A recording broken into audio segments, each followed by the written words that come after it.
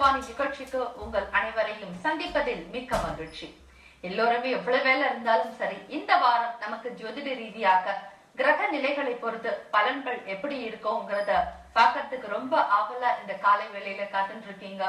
நேரலாக உங்கள் அனைவருக்கும் இனிய காலை வணக்கத்தை தெரிவிச்சுட்டு இந்த நிகழ்ச்சி நான் ஆரம்பிக்கிறேன். 12 ராசிகள் ஒவ்வொருத்தருக்கும் எப்படி இருக்கும், இந்த வாரம் என்னென்ன பலன்கள்லாம் நவகிரகங்கள் மூலமாக கிடைக்க போறதுன்ற ஒரு நல்ல தகவல்களை பத்தி தான் நமக்கு ஜோதிட ரீதியாக விளக்கம் சொல்ல வந்திருக்காங்க ஜோதிடர் திரு ஹரிஹர சர்மா எம்ஃபில் ஆஸ்ட்ரோ அவர்கள். நேயர்களே, இந்த நாள் சரி, இந்த வரக்கூடிய வாரங்களும் சரி, 12 ராசிக்கும் என்னென்ன பலன்கள் பற்றிய விவரங்கள் சொல்றாங்க பார்க்கலாம். நமஸ்காரம் சுவாமிஜி. சுவாமிஜி, இன்றைய பஞ்சாங்கம் நம்ம என்னன்னு பார்ப்போம். அதை தவிர்த்து இன்றைய தினம் 22ஆம் தேதி 5ஆம் மாதம் 2016 நாட்கள்ல நம்ம இருக்கிறோம். இன்றைய நாள் விசேஷங்கள் என்னென்ன? இன்னைக்கு ஞாயிற்றுக்கிழமை, மிக உகந்த நாள். இன்னைக்கு நட்சத்திரம் அப்படிங்கிறது உலகமே போற்றக்கூடிய நட்சத்திரம். இன்னைக்கு எல்லாரும் எந்த உலகத்துல எந்த மூலையில இருந்தாலும் அனுஷ நட்சத்திரம், இது மகா பெரியவாளுடைய நட்சத்திரம். அதை தவிர இன்னைக்கு மகா பெரியவாளுடைய ஜெயந்தி. திதி அப்படிங்கிறது பிரதம திதி, அனுஷ நட்சத்திரம். இன்னைக்கு சந்திராஷ்டம நட்சத்திரங்கள் அப்படின்ற பொறுத்தளவுக்கு பரணி, கார்த்திகை, இவங்க 2 பேருக்கும் சந்திராஷ்டம நாள். ஆனா இன்னைக்கு பரமாச்சாரியருடைய ஜெயந்தி அப்படிங்கிறது தான் மிக விசேஷமான நாள். இன்னைக்கு உலகம் முழுக்க கொண்டாடுறது பரமாச்சாரியருடைய ஜெயந்தி. இன்னைக்கு பொறுத்தளவுக்கு நாள் இனிய நாள். சந்திராஷ்டமம் அப்படிங்கிறது பரணி நட்சத்திரத்துக்கும் கார்த்திகை நட்சத்திரத்துக்கும். இந்த சந்திராஷ்டம நாள்ல பரணி நட்சத்திரக்காராலும் கார்த்திகை நட்சத்திரக்காராலும் முடிவு எடுக்கிறதுல கொஞ்சம் 1க்கு 100 முறை முடிவு பண்ணிட்டு சுபகாரியங்களை தொடங்குறது மிக சிறப்பா இருக்குமா. இதை தவிர இந்த வாரத்துல பார்த்தோம் அப்படின்னாக்க மிக இனிமையான நாட்கள்லாம் வருது. இத்தனை நாளா மக்கள் கஷ்டப்பட்டு இருந்தா, எதுல கத்திரி வெயில்ல அக்னி நட்சத்திரத்துல கஷ்டப்பட்டு இருந்தா, அந்த அக்னி நட்சத்திரம் 28ஆம் தேதி முடியுது.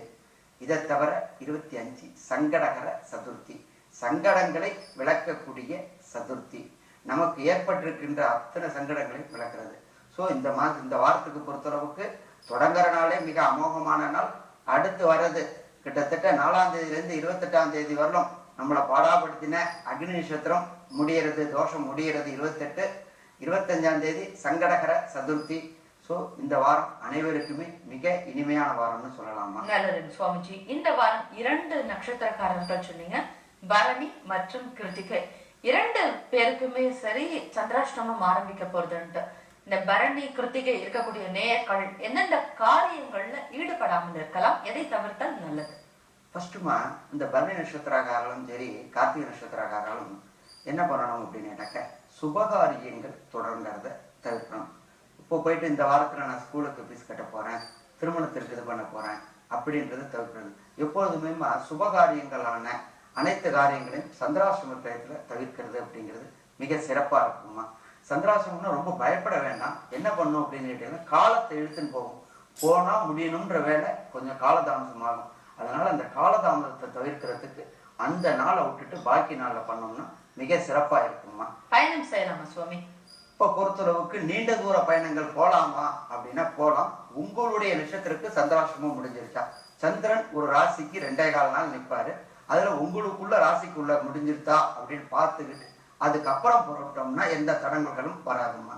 நல்லது சுவாமிஜி. நீங்க 25ஆம் தேதி சங்கடஹர சதுர்த்தின்னு சொன்னீங்க. முழு முதற் கடவுளான விநாயகர் பெருமான் ஒவ்வொருத்தருடைய சங்கடங்களும் பொறுத்துக்கு எல்லோருமே என்ன வகையான பூஜைகள் செய்யலாம், விநாயகரை எப்படி நம்ம ஆராதிக்கலாம்? கண்டிப்பாமா, நல்ல கேள்வி கேட்டீங்கம்மா. இந்த சங்கடகர சதுர்த்தி அப்படிங்கிறது விநாயகருக்கு கொண்டாடுறதுமா. விநாயகருக்கு அன்றைக்கு மாலை வேளையில அனைத்து விதமான அபிஷேகங்களும் செய்து விநாயகரை மனம் குளிர வச்சு, விநாயகருக்கு பொறுத்தளவுக்கு இந்த காரியங்கள் செய்யும் பொழுது அவர் மனம் குளிரும் பொழுது நம்மளுடைய மனமும் கண்டிப்பா குளிருமா. இந்த சங்கட சதுர்த்திக்கு நம்ம தனிப்பட்ட முறையில செய்ய வேண்டாமா, ஒவ்வொருத்தரும் ஒவ்வொரு பொருள் வாங்கி கொடுத்தாச்சு அப்படின்னாக்க அபிஷேக திரவியங்கள், தேங்காய், இளநீ மற்றும் இந்த மாதிரி பொருட்கள் எல்லாம், பன்னீர், பால் இதெல்லாம் வாங்கி கொடுக்கும் பொழுது விநாயகருடைய மனம் குளிரும் பொழுது நம்மளுடைய சங்கடங்கள், அவர் சந்திரனுக்குள்ள சங்கடத்தையே விளக்கினவர் விநாயகர். அந்த விநாயகர் அப்படிங்கிறது முழுமுதற் கடவுள். அவரை மீறி எந்த ஒரு காரியமும் தொடங்க முடியாது. அது பொறுத்தளவுக்கு ஒவ்வொரு மாசமும் பௌர்ணமி கழிஞ்சு 4ஆவது நாள் வர்றது சங்கடகர சதுர்த்தி. அப்ப அந்த சங்கட சதுர்த்தி கண்டிப்பா இப்ப வாழ்க்கையில திருமண தடைகள் ஏற்பட்டவங்க கூட அந்த சங்கட சதுர்த்தி 7 சங்கட சதுர்த்திக்கு தொடர்ந்து விநாயகர் வழிபாடு பண்ணிட்டு வந்தாங்கன்னாக்க கண்டிப்பா அந்த திருமண தரங்களும் விலகுமா. நல்லதுங்க சுவாமிஜி. வீட்டுல நம்ம ஆலயங்களை சொன்னீங்க, அபிஷேகங்கள் இதெல்லாம் திரவிய பொருட்கள்லாம் வாங்கி கொடுக்கலாம். வீட்டிலே இருந்து வழிபடுறவங்க விநாயகருக்கு பிடித்தமான என்ன நைவேத்தியம் செய்யலாம் எளிய முறையாக? இப்பமா ஒண்ணுமே இல்லம்மா, ரொம்ப சிம்பிள்மா. நம்ம வீட்டுல உள்ள விநாயகருக்கு கொழக்கட்டை ரொம்ப பிடிச்சது, அவருக்கு கொழக்கட்டை, மோதகம். மோதகம் கொழக்கட்டை ரெண்டுமே ஒண்ணுதாம்மா. இந்த மோதகம் கொழக்கட்டை பண்ணி வழிபடலாமா. இதை தவிர இந்த மோதகம் கொழக்கட்டை அவருக்கு மட்டும் நிவேதியம் பண்ணிட்டு நம்ம மட்டும் சாப்பிட வேண்டாம், இருக்கிறவங்க எல்லாருக்குமே விநாயகம் பண்ணலாம். அவருக்கு பிடிச்சது அப்படிங்கிறது அருகம்புல் வாங்கி பண்ணலாம். வீட்லயே மஞ்சள் விநாயகர் செய்து அவருக்கு வழிபடுறது, அவருக்கு இஷ்டமான அருகம்புல்லை வச்சு வழிபடுறது. அதே போல அவருக்கு இஷ்டமானது வெள்ளருக்கு மாலை சாத்தி கொழக்கட்டை பண்ணி நம்ம சுற்றத்தார் உறவினர் மட்டும் இல்லாம எல்லாருக்குமே கொடுத்து விநியோகம் பண்ணி அந்த விநாயகருக்கோட சங்கடங்கள் விளக்குவாருமா. வீட்டுல சிம்பிளா நம்மளோட இதிலே பண்ணலாம். விநாயகர் அப்படின்றது கேதுவுடைய மறு உருவம், அதனால விநாயகருக்கு பண்ணலாமா. இப்ப இந்த கேது தசை நடக்கிறவங்க, கேது புக்தி இருக்கிறவங்க விநாயகரை வழிபடுறது ரொம்ப சிறப்பான ஒரு விஷயம் இல்லைங்களா? கண்டிப்பாமா. இந்த கேது தசை கேது புக்தி எல்லாருமே என்ன சொல்லுவாங்க அப்படின்னு கேட்டீங்கன்னாக்க, இந்த கேது தசை கேது புக்தி அப்படின்னு விட்டு பயப்படுவாங்கம்மா. கேது தசை கேது புக்தி கிடையாதுமா, பயப்பட வேண்டிய தேவையில்லை. கேது தசை அப்படிங்கிறது 7 வருஷத்து தசை. இந்த 7 வருஷத்து தசை எல்லாருக்குமே பெரும்பாலும் அவர் எந்த வீட்டுல அமர்ந்திருக்கிறாரோ அந்த வீட்டுக்கு உண்டான பலன்களை செய்வார். அவர் நல்ல வீட்டுல அமராம கெட்ட வீடுங்களான லக்னத்திற்கு 1, 4, 7, 10 அப்படிங்கிறது, அடுத்தது 1, 5, 9, 2, 11 தவிர 3, 6, 8, 12 இருந்தாச்சுனாக்க கேது நல்லது மட்டுமே செய்வாருமா. கேதுவுக்கு பண்ணணும் அப்படின்னா யமகண்ட நேரத்துல விநாயகருக்கு பண்ணிட்டு வந்தோம்னா அந்த சங்கடங்கள்லாம் விலகுமா. நல்லதுங்க சுவாமிஜி. நம்ம ஜோதிஷவான நிகழ்ச்சியினுடைய சிறப்பு அம்சம் 12 ராசிக்காரர்களுக்கும் இந்த வாரம் முழுக்க எப்படி என்னென்ன பலன்கள் இருக்குன்ற ஒரு விஷயம் தான் நம்ம சப்ஜெக்ட் பார்த்துட்டு இருக்கோம். அந்த வரிசையில இன்றைய தினம் பாத்தீங்கன்னா முதல் ராசியாக இருக்கக்கூடியது 12லே மேஷ ராசி. மேஷ ராசிக்காரர்களுக்கு இந்த வாரம் எப்படி பலன்கள் இருக்கும், எந்த தெய்வங்களா அவங்க வழிபட்டு வாழ்க்கையில ஜெயிக்கலாம்? மேஷம் அப்படின்றது ஃபர்ஸ்ட் இருக்கிறதுலே ராசி கட்டத்துல முதல்ல வர்றது. அந்த ராசியுடைய அதிபதி அப்படிங்கிறது செவ்வாய், அந்த செவ்வாயுடைய அதிதேவதை அப்படிங்கிறது முருகன். இப்ப பொறுத்தளவுக்கு உங்களுடைய ராசிநாதனான செவ்வாய் ராசிக்கு 8ல சனி கூட சேர்ந்திருக்கிறாரு. இந்த சனி கூட சேர்ந்து இருக்கிறதுனால சில தேவையற்ற சங்கடங்கள் வரத்துக்கான வாய்ப்புகள் உண்டுமா. உடல்நல ரீதியான சின்ன சின்ன ப்ராப்ளங்கள் வரதுக்கு வாய்ப்புகள் உண்டுமா. கடன் கொடுத்துருந்தீங்கன்னா அந்த கடனை பொருட்டளவுக்கு மிரட்டி வசூல் பண்ணாம பக்குவமா அது பண்ணினோம்னாக்க சரியா வருமா. இதை தவிரமா ராசியாதிபதி போய் 8ல உட்கார்றது அப்படிங்கிறது உடல்நல ரீதியாகவும் பொருளாதார ரீதியாகவும் சில சங்கடங்களை கொண்டு வரதுக்கான வாய்ப்புகள் உண்டு. அதனால நீங்க வழிபட வேண்டிய தெய்வம் ராசிநாதனுடைய செவ்வாயுடைய அதிதேவதையான முருக வழிபாடு செய்யறது அப்படிங்கிறது பெஸ்ட்டுமா. முருகனை நம்மளை பொறுத்தளவுக்கு பக்கத்துல உள்ள ஆலயங்களுக்கு போய் வழிபடுறது அப்படிங்கிறது மிக சிறப்பா இருக்கும். முருகனுக்கு என்ன வழிபாடு பண்ணலாம்? ஃபர்ஸ்ட் முருகனுக்கு அர்ச்சனை பண்ணிட்டு, அடுத்தது முருகன் தான் செவ்வாய் தான் முருகன். டைம் இருந்துச்சுன்னா ஒரு ட்ரிப்பு தஞ்சாவூர் மாவட்டம் பக்கத்துல உள்ள வைத்தீஸ்வரன் கோயில் போயிட்டு வந்துட்டோம்னாக்களும் அந்த சங்கடங்கள் விலகும். இந்த வாரம் பொறுத்தளவுக்கு செவ்வாய் மேஷராசிக்காரர்களுக்கு நல்ல வாரம் தான். ஆனா எல்லாத்திலையுமே நடவடிக்கைகள் எடுக்கும்போது 1க்கு 10 முறை எப்பொழுதுமே சிந்திச்சு செயல்பட வேண்டியும். ராசிநாதன் ராசிக்கு 8ல இருக்கிறதுனாலையும் சனி பகவான் கூட இருக்கிறதுனாலையும் 1க்கு 10 முறை யோசிச்சு பணம் கொடுப்பது பணம் பெறுவது உடல்நல ரீதியான வரவனை பார்த்துக்கணும். நீண்ட தூர பயணம் செல்லும் பொழுது நமக்கு தேவையான பொருட்களை எடுத்துட்டு போறது நல்லது. இந்த வாரத்துல பொறுத்தளவுக்கு நீண்ட தூர பயணத்தை தவிர்த்துட்டு ஷார்ட்டா உள்ள இடத்துக்கு மட்டும் போயிட்டு வர்றது அப்படிங்கிறது மிக சிறப்பா இருக்கும். இந்த வாரம் மேஷராசி நேயர்களுக்கு இனிமையான வாரமே. எப்ப இனிமையான வாரமா இருக்கும்னாக்க prevention is better than cure. வருமுன் காப்பது. பிரச்சனைகள் என்ன அப்படின்றது தெரிஞ்சுட்டோம் அப்படின்னாக்க அதற்கு உண்டான காரியங்களையும் அதற்கு உண்டான முன்னெச்சரிக்கை நடவடிக்கைகளையும் எடுத்துட்டோம் அப்படின்னாக்க எல்லா வித சங்கடங்களையும் விட்டு விலக முடியும். மேஷராசி நேயர்களுக்கு இந்த வாரம் இனிமையான வாரமே. நல்லதுங்க சுவாமிஜி. அடுத்ததாக ரிஷப ராசி. ரிஷபம் அப்படின்னாலேமா எப்பொழுதுமே கூர்ந்து செயல்படக்கூடியவர்கள், எதிர்காலத்தை பத்தி பெரிய பெரிய எண்ணங்களை கொண்டு கூடிய இருக்கிறவங்க. இப்ப பொறுத்தளவுக்கு ராசிநாதன் ராசியிலேயே சூரியன் கூட சேர்ந்து இருக்கிறாருமா. இந்த ராசிநாதன் ராசி கூடயே சூரியன் கூட சேர்ந்து இருக்கிறது அப்படிங்கிறது மிக சிறப்பா அப்படின்னா மிக சிறப்புமா.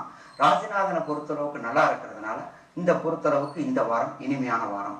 சரி, என்னென்ன காரியங்கள் இந்த வாரங்கள்ல வரும்? சூரியனும் சுக்கிரனும் சேர்ந்து இருக்கிறது சிறப்பா அப்படின்னா சிறப்பு. இதனால என்ன ஆகும்? அரசாங்கத்தினால் ஏற்படுகின்ற தாமதமாயிட்டு இருக்கிற அனுகூலமான காரியங்கள், நம்ம இப்போ ஒரு அரசாங்கத்துக்கான விண்ணப்பம் பண்ணியிருந்தோமோ இல்லை அரசாங்கத்திலேருந்து ஒரு சர்டிஃபிகேட் கேட்டிருந்தோமோ அந்த சர்டிஃபிகேட் எல்லாமே இந்த வாரம் வரத்துக்கான வாய்ப்புகள் உண்டுமா. அதே போல வயசானவா இந்த மாதிரி பென்ஷனுக்கு இதுக்கெல்லாம் இது பண்ணியிருப்பாங்க. அரசு தொடர்புடைய காரியங்கள் நிறைவேறுமா.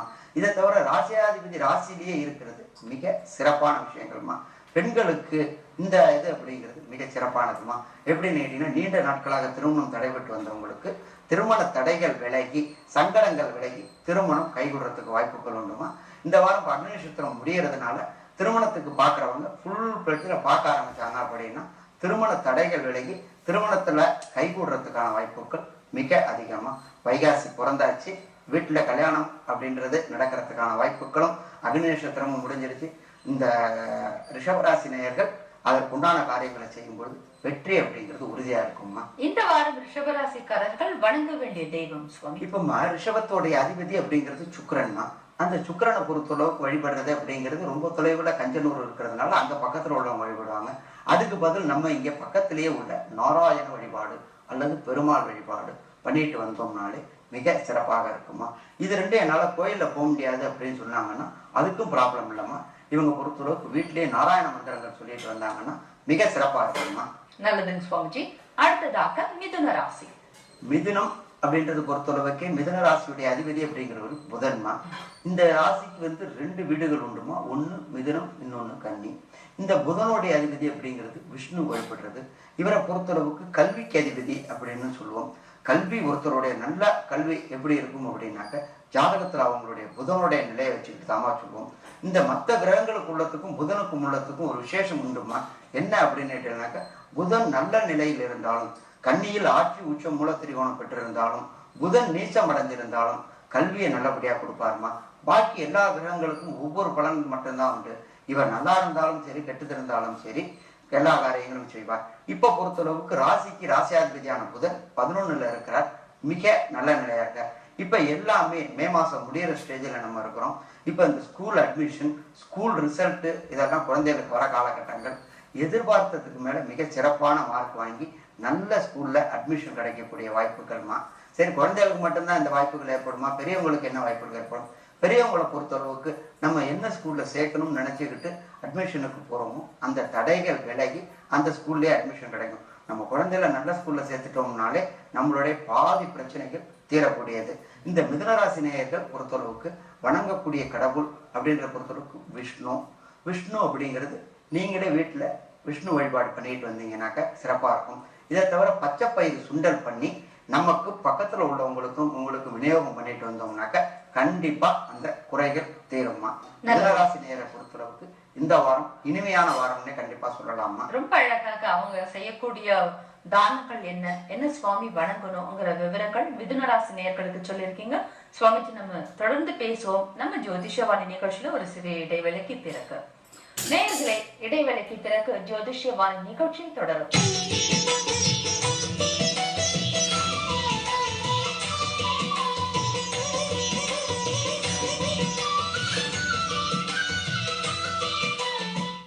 நம்ம